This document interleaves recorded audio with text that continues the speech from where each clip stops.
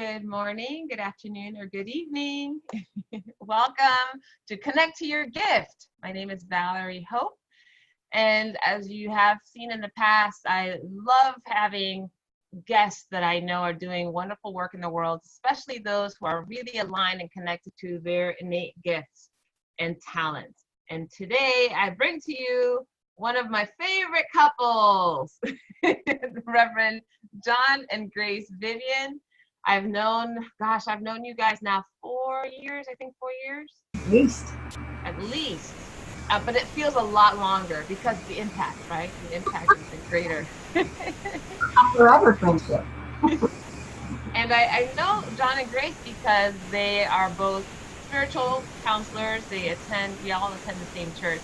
And one of my first encounters with this power couple, I'm gonna call you guys a power couple, spiritually powerful couple, was a few years ago when I wanted to engage in having more love in my community. I wanted to express more love in my community and spend some time working with Grace specifically on kind of putting a strategy together, a plan together on how to do that. It was actually in honor of my own birthday, but because of those visits, I had an opportunity to get to know John. We had some fascinating conversations. And I thought today would be a wonderful time to introduce everyone to the two of you. So welcome. Hello. Hello. It's been like knowing you all these years. You've just, it's been one of those, what's the word? Where Symbiotic. Well, more than that, it's 2 and 2 is 5 relationships. I always walk away from our conversations better. I do too. And I know John's jealous because he's always criticizing how long. Wait. I say that again, John? I'm just told to walk away. Walk away. It's girl talk, John. Wow. Sorry? Never mind. It was just riffing. So I know that the two of you established your organization called One Light Ministries. So talk to us a little bit about what is One Light Ministries and what had you begin that? Well, I think about 3 years ago or 3.5 years ago, we started ministry together, essentially, for the most part, based on this thing called A Course in Miracles. Some of you have seen it, some of you not. We'll talk a little bit more about it, but it's this famous blue book. Actually, America has 2 famous blue books. The other is the big book for the 12-step program. And this one's different. This one's different. And what we decided to do was to offer to people teachings at hopefully a very personal and helpful level, essentially based on A Course in Miracles. If you'd like, I could just talk very briefly about it. I mean, essentially at the heart of it, it says that the purpose of the Course really is to help us remove the blocks to the awareness of love's presence. Love is always present, kind of like air and sunlight. In our journey in this world, we've blocked it. And so the journey to awakening is to remove the blocks. And that's really what this path is about. It's not like looking for love, under the desk or wherever it is, under the couch or next door, but it's trying to be aware of those things that block it.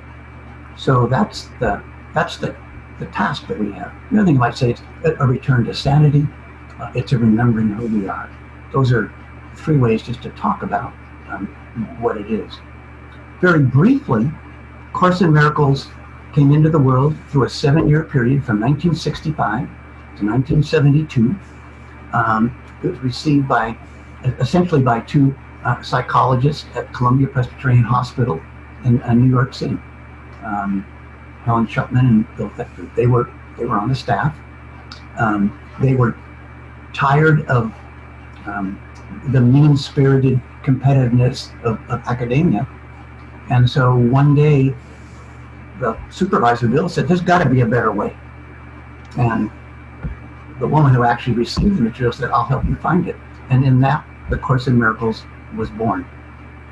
And that's probably the Course in Miracles version of the step one in a 12-step program, where it's something like this. It says tolerance for pain may be high, but eventually everybody begins to realize, however dimly, there must be a better way. And that doesn't just apply to the Course in Miracles, but that's how the Course in Miracles was born, and that's probably how anybody enters a significant spiritual path that's going to help them. Course in Miracles is just one. It's extremely humble, it's profound, but it only says this is one way home, and there are many others, but probably the starting point for almost everybody, if you're really going to work a path, is that there must be a better way. So, the course, it's kind of long. It's about 1,300 pages. Sometimes that blows people away, but that's okay. About half of it is a text, which is teaching. Part of them, and it's profound, but part of the truly miraculous part of it is there's a whole series of lessons, just daily lessons, 365 lessons. And they're meant to be done one a day. And then people choose how they might want to repeat them once they've done them all. But they're very personal, they're very simple, sometimes they're very challenging, but they're always focused at some kind of personal stewing on the truth. The first lesson says, nothing I see in this room or out this window in this place means anything. Now that's enough that a lot of people put it back on the shelf. and it's kind of meant. So we're talking about really kind of reversing the way you see the world. And 365 lessons later, it ends with something like, Jesus, I give this holy instant to you. I would follow you, knowing that your direction gives me peace. In the middle are another 363 lessons or so, but they're very personal, and their whole purpose is to help us assimilate in a practical way what the teachings are in this first part, which is like almost 700 pages. So, and it's just a step at a time. So it's not overwhelming. It's like you eat breakfast and then you eat some other time during the day. And so we don't worry about trying to eat all the food I need to eat this month this morning. We just keep eating. I think that's the way not to become overwhelmed by it. We just keep chewing on it. So that's a brief summary about the course. I picked it up in 1991, and I really never put it down. I had looked at many other things before that, and it resonated with my heart. I have to admit that I have the Course in Miracles, and I can't remember when I got it. I don't know if it was gifted or I bought it. Not really sure how it came into my life. And I was one of those people that I think I saw one of the first couple lessons, and I'm like, yeah, not right now. It was a little dense, and I did start, I think, with the text, which is a little bit more conceptual than I did the practical. But I do know, Grace, you actually take those daily messages and you have them as a reminder on your phone. Tell us a little bit about that, what you do, and how you've seen that make a difference for you. This story starts back a little, as most of my stories do. I was taking my ministerial course study a year and a half ago, now, almost 2 years ago. And throughout the whole thing, my control issues were in my face. And I'd peel a layer back, and here'd come another one. And I'd peel a layer back, and here'd come another. I got my ministerial degree and visited my daughter in New York, and immediately became depressed. And I thought, geez, this is a crazy time to get depressed. What's going on? And I realized that my biggest control issue was that for 75 years, I have thought with the ego.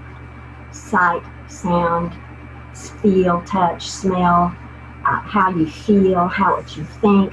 That is the ego world. And for 75 years, I have thought with the ego world.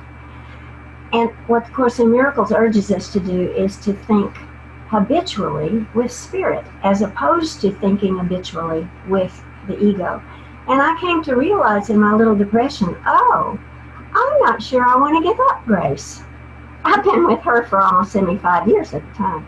I'm just not sure I want to give up grace. And I realized that not fully wanting to convert from an ego thinking system to a spiritual thinking system was my biggest indeed, control issue. The Course in Miracles is a mind training course.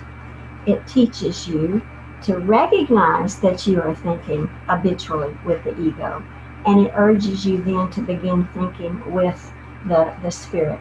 And over the course of a year, you indeed do. That first half of the lessons are helping you undo what you think you know about yourself.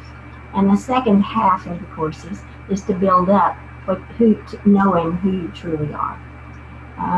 I think we need to say, too, that when Bill and Helen first came to realize, when he said there's got to be a better way, and she says, I'll help you, she started having very strange dreams, and which is very unusual for her. She was not a woo-woo. Neither one of them are crystal meditation, any kind of, they were not into that. They were professionals, psychologists, and she began having dreams that they began talking about, realized that something was happening. They declared they wanted to do something different, and something was happening. Eventually, it became clear to her that this was the voice of who we would call Jesus that was speaking to her. So she would hear this voice. It wasn't like automatic dictation. She could stop and start anytime she wanted to.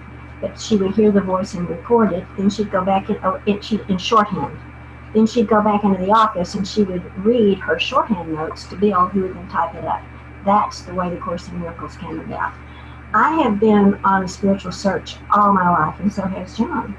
And I realized when I was 14 years old that my conservative church did not just didn't answer all my questions. And I searched and searched and searched, and finally, I was like you, somebody gave me a course in the 70s. Good student, chapter 1, page 1. Oh, it just immediately went over my head and put it on the shelf for 35 years. And then when John started his study group in Unity on Greenville, I attended that 10 years ago. And all of a sudden, my questions that had never been answered before through any of my self-help books, any of my spiritual books, any of my religions that I had tried to wade into or seek myself in, none of those ever answered all my questions. The Course in Miracles answers all my questions, and questions that I hadn't even thought to ask yet. So it's become our path, and we are eager to share it with other people. Well, you guys do quite a bit in your ministry to support not only learning or teaching of the Course in Miracles, but also support all these things that you mentioned, John, block love in people's lives.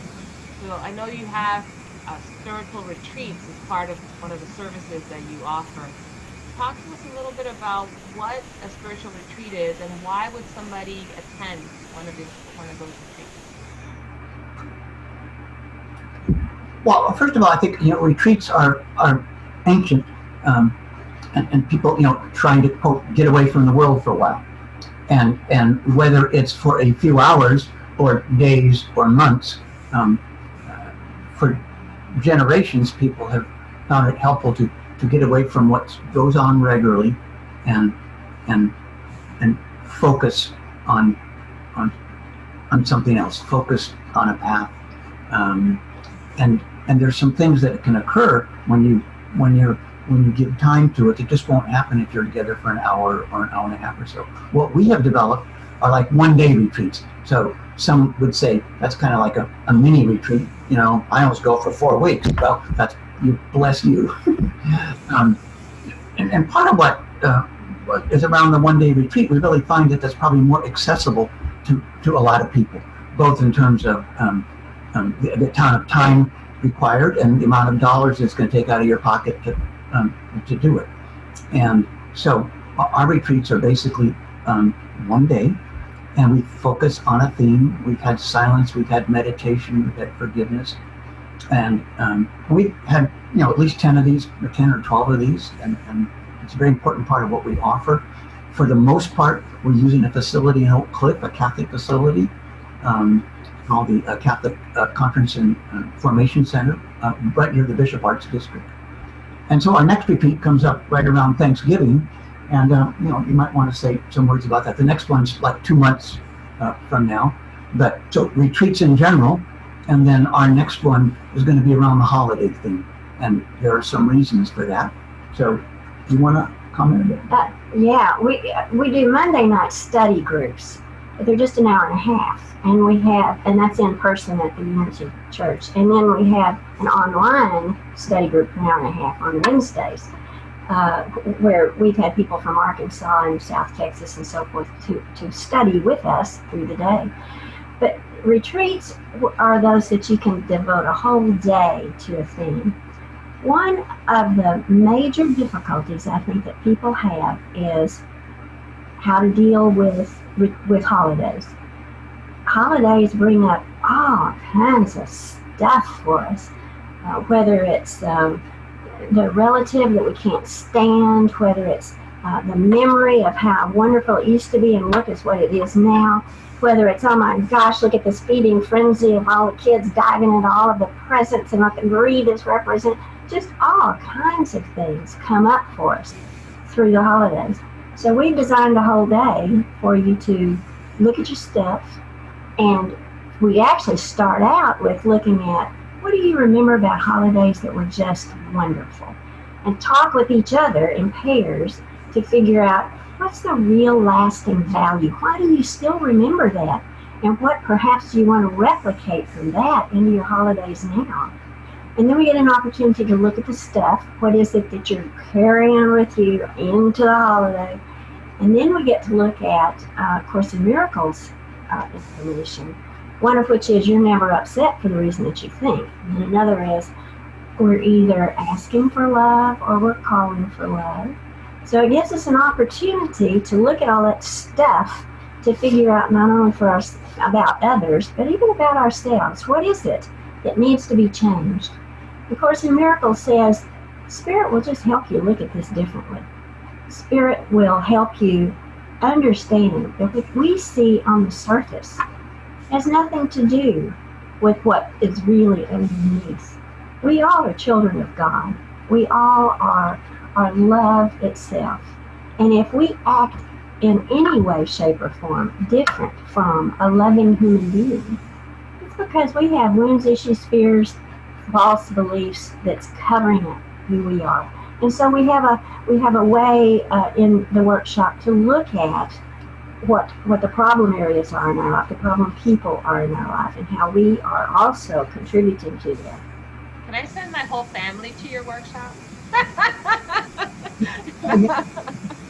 No, I'm kidding. They're lovely people. You're watching. You're lovely, lovely people. But we have a Thanksgiving gathering for the first time, like extended family, cousins, aunts, uncles, etc. And these are individuals that I haven't shared time with in maybe 10 to 15 years, some cases more.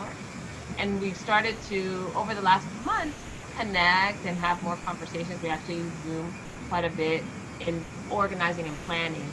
But one of the things, and it's interesting you say that things like the stuff that comes up around the holidays, we were just looking at the food. Something as, well, I shouldn't say simple, because when you're thinking about holidays like the American Thanksgiving, food is like the centerpiece of the holiday. And we're looking at food, and there was so much excitement, I would call it, enthusiasm around who gets to bring what dish, who's qualified to make certain dishes. It was like this whole qualified. Like literally, we had to qualify people. Like, okay, have you done it before? Like, okay, if you're asking that question, you're probably not qualified. You should know. It was this whole thing. I had no idea that it would create such enthusiasm.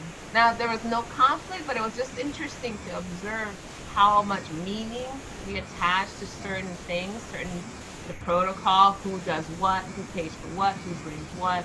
I'm curious, can you tell us some stories? I know you've done these retreats before, the holiday one.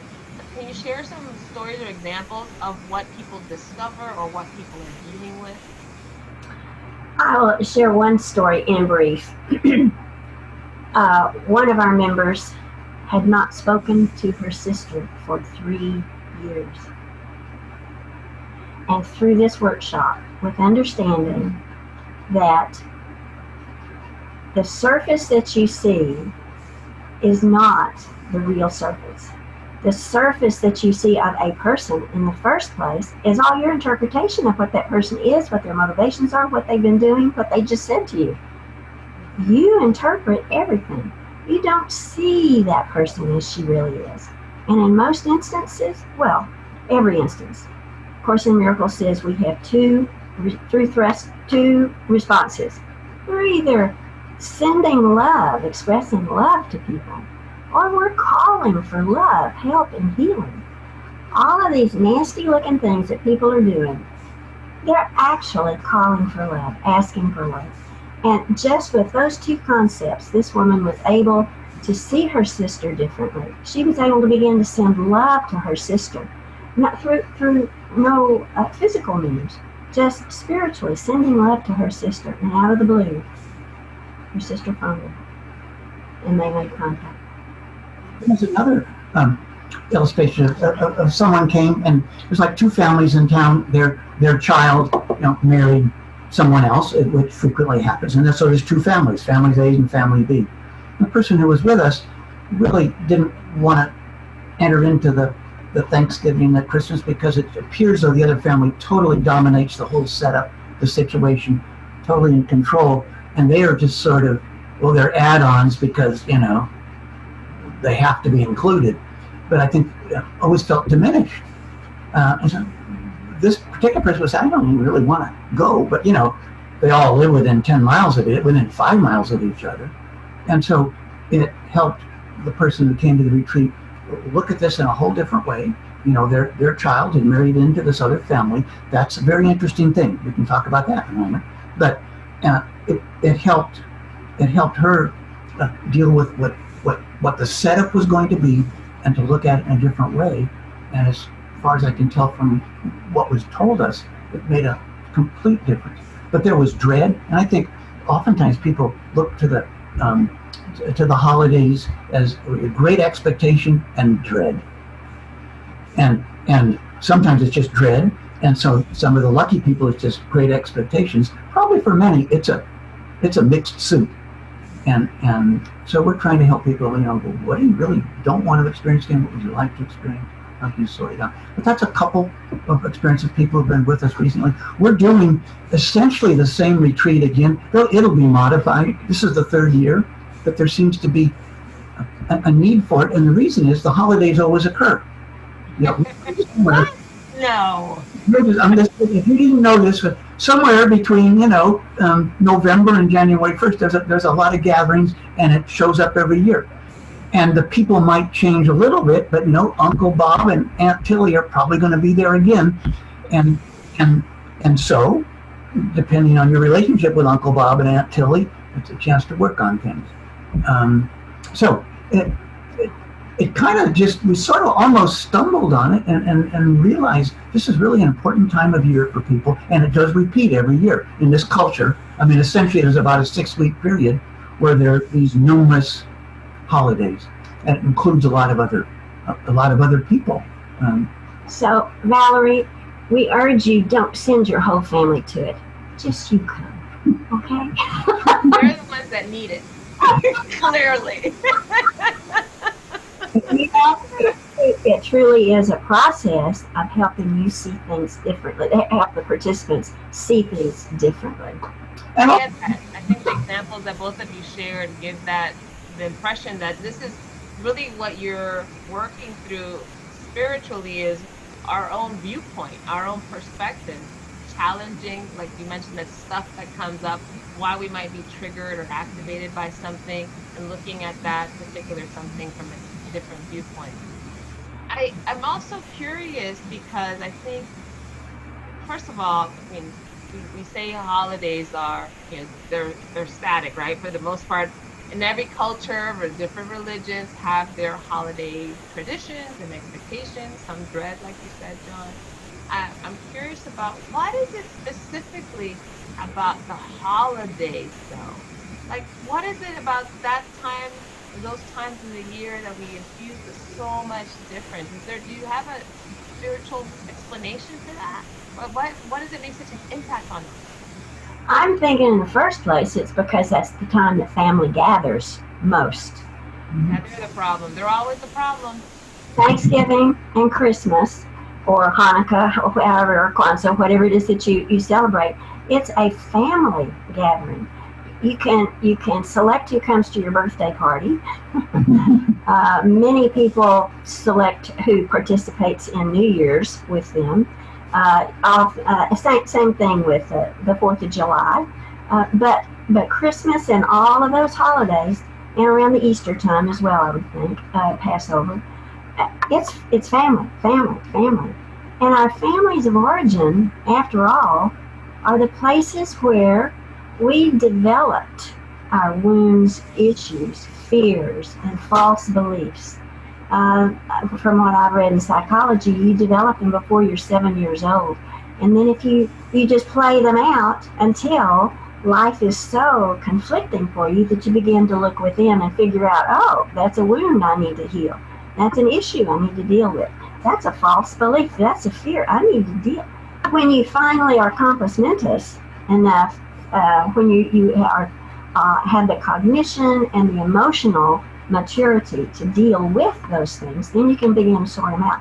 And with family, I mean, you develop them with family, and you participate with them in family. I'd heard years ago that if you have leftover issues with your father, mother, brother, sister, you're going to bring those issues with you into your current relationships of husband, children, friend, boss, etc., and so forth. And the holidays, when we have all those family members around us, are the times that those issues they get salt rubbed into them. Something else about families. Our families keep expanding, and part of that is beyond what we thought we were getting into. In other words, well, I mean, it's just the way it is. You have a child, and the child becomes a teen or early 20s, and they want to start including a boyfriend or a girlfriend to come over and be there for Christmas or Thanksgiving. That's probably happening in most of our families. So that's just the way it starts expanding. Then somebody marries someone, and there's a whole other group of people, and you think you're marrying, Joe is marrying Sally, which is the truth, but then there's a whole other group of people that you weren't really marrying, but now are on your plate. And so I think in some way it really forces us to get beyond our little self, because these families do keep growing, and we're only in charge of part of it. We make some decisions, and then our kids do, and their kids do, and these things keep expanding. And so one way or the other, we get to see the rainbow color of the world. It'll be presented to us one way or the other, but often through what our children are doing, and then marriages that link up other people. So that families are important, and they keep expanding. That's huge. But we will always have something to work on, relationships to look at. There's always going to be something that will be coming up, especially in anticipation for this time of year. What tips or advice would you give people now? Clearly you have a retreat that's coming up, but for those who right now are listening to this and it's not quite the holidays yet, what are some things that they should be thinking about, or things that they should be preparing for? In relation to holidays, broaden your scope of what you're thinking about. If indeed you think about somebody that you're going to have to be with, and you just get all irritated inside, open to that. Feel the feelings. That irritation is the first signal that there's something that's ready to come to the light. It's not that person. You're never upset over what you think. That person represents something to you, and chances are it's tickling a wound, issue, fear, or false belief. So when you start thinking about the holidays and something irritates you, or it's just dread or guilt or whatever it is, stop. Feel the feelings. Focus in the body. All feelings are stuck in the body somewhere. You know this is real true when you get fearful. In your stomach, you can feel in the pit of your stomach, you feel a knot. That's physical. When you get embarrassed, your face flushes. And you know there's a physical reaction with that feeling. All feelings, whether you're aware of them or not, are somewhere in your body. So when you get that first little tickle of irritation or dread or guilt, whatever it is, just stop yourself. And don't tell yourself all those stories that you told yourself year after year after year. Just stop. Focus on the feeling. Feel the feeling. Focus in the body.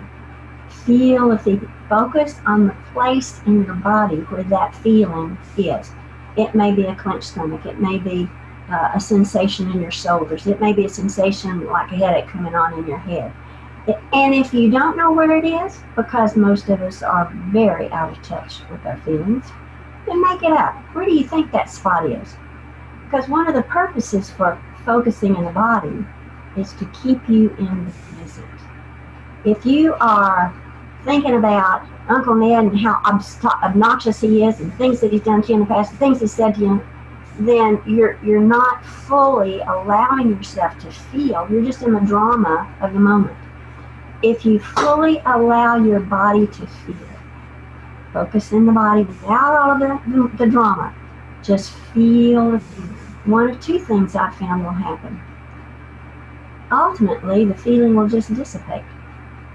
Or it may belly up into another feeling, in which case, feel the feeling. Focus in the body wherever that is. Feel the feeling. Focus in the body. Another thing that might happen is you get a picture, an image, a memory of one time in your childhood when that happened. It's not about Uncle Ned at all. It's about something that happened in your childhood. That was the inception of what Uncle Ned is triggering inside you.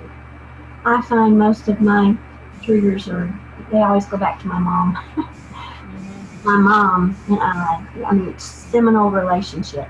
I've carried her all the way in my 75 years, and I'm still learning from my mother. Because many of the things that I get upset about, I can track back to something that happened in my childhood with my mother.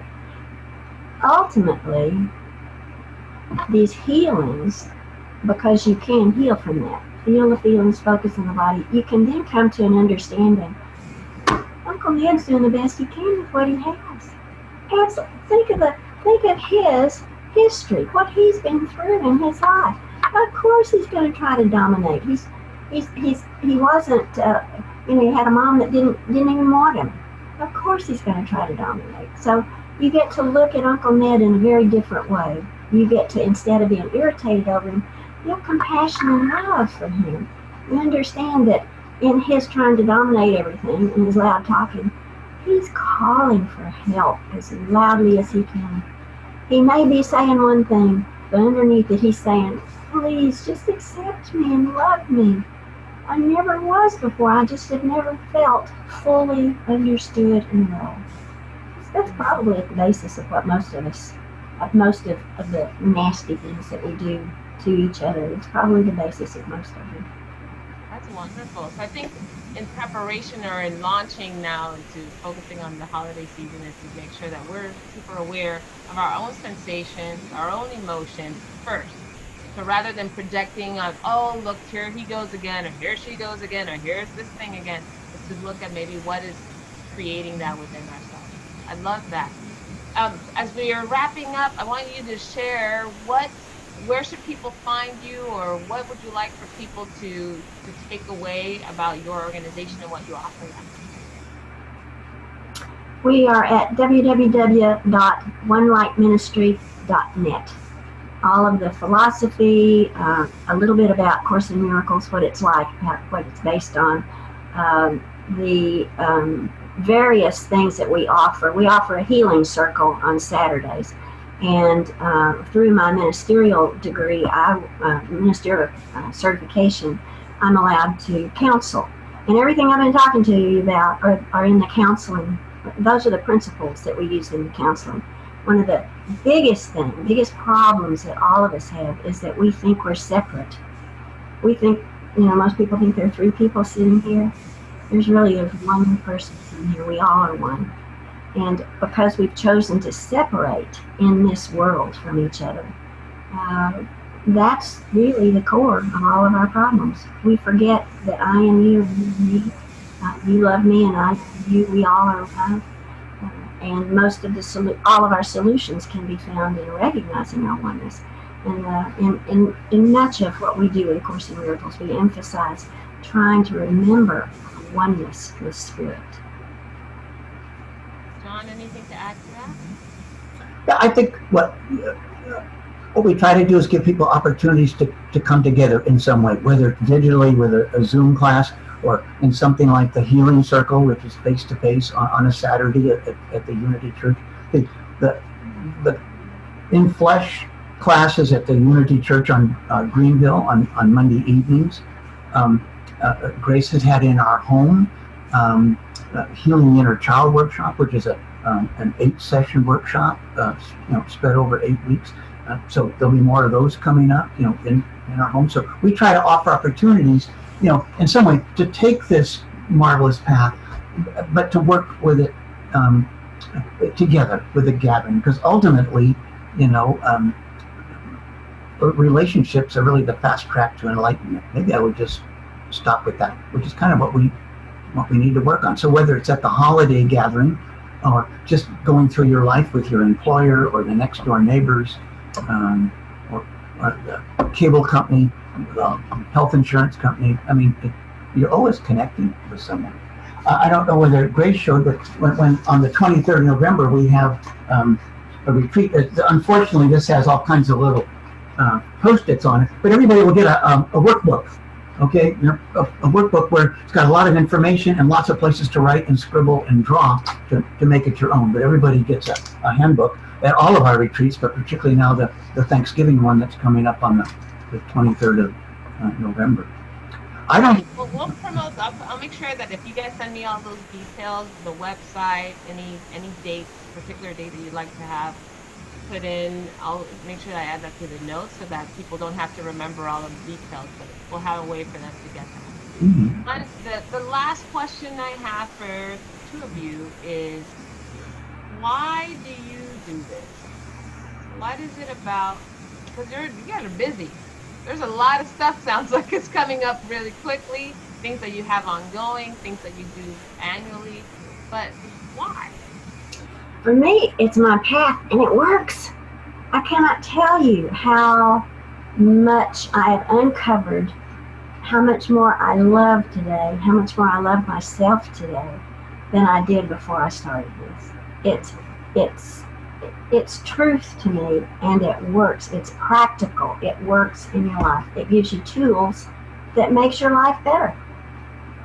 And I want to share that with other people. Yeah, I'm glad you do. What about you, John? At age 20, and it's just been unfolding in different ways for quite a few years. If you know how old I am and you're minus 20, you figure it's been going on for a long time. It's several iterations, but this is the one that's been most helpful. So, but it hills back to something that was really felt at approximately age 20. I was called to the ministry. It's taken shapes that I never thought it was. At one time I was in ordained Presbyterian ministry. We don't need to pursue that anymore right now, but that's why I do it. I really feel that's my a calling. When you say calling, can you be more specific about what you mean by calling for you? What was the call? I just had trouble hearing. Well, what is the call? What was your call? Yeah. Can you specifically tell us what that calling was for you? Well, it was just, I kind of was around the church quite a bit as a kid, but it was pretty much, social. And going through a relational crisis. I broke up with a girlfriend, been seen for 2 or 3 years around age 20. And so that sort of stopped the clock, which frequently is one of the ways we tend to open up to stuff when something doesn't work. That's not the only way, but one of the ways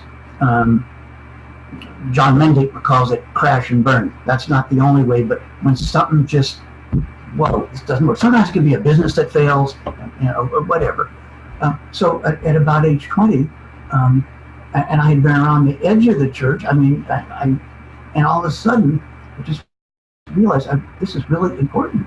And so I actually, for the first time, started reading the Bible, started doing Billy Graham fill in the blank study guides, and it just hit my heart. I had no idea where this was going, but that was the start of it. And the start was through something kind of reaching what appeared to be a dead end. How can you have a dead end at age 20? But this love relationship, or what appeared to be, was over, and so it was one of those times where you kind of say, whoa. And I think the other thing I would add here is, when those things come to us, that's one of the ways that we do open up. Broken open, as they say. Okay, yeah. But that and kind of that's how the Course in Miracles was born. These two people working in a prestigious environment said, we're tired of this junk. I mean, it is so mean-spirited, competitive. And so they were highly educated, professionally successful. We're tired of this. So how about something? I like what you said about the relationships, or the fast track to enlightenment. It sounds like the crash and burn works. the when something stops the clock, the dead ends that we hit, and it sounds like what the two of you are doing is creating some vehicles for people to go past the dead end, to really reconstruct and rebuild after the crash and burn, where they see now. We have the opportunity to see things from a different perspective. So I'm so honored to be acquainted, to be friends, to be with you in your journey, to be part of your path. And thank you so much for being with us today. Thank you for inviting us. Delighted to have been able to share. Thank you. Thank you. Awesome. For any of you that were listening, please share this with your friends and family, especially as the holidays are nearing. It might create a little interesting dialogue, and you might start to see and experience some of that, some of those emotions that Grace mentioned earlier. You get a fast track on the emotions for the holidays. So looking forward to our next conversation. Thank you guys so much. Have a great day. Bye. Bye. Love you.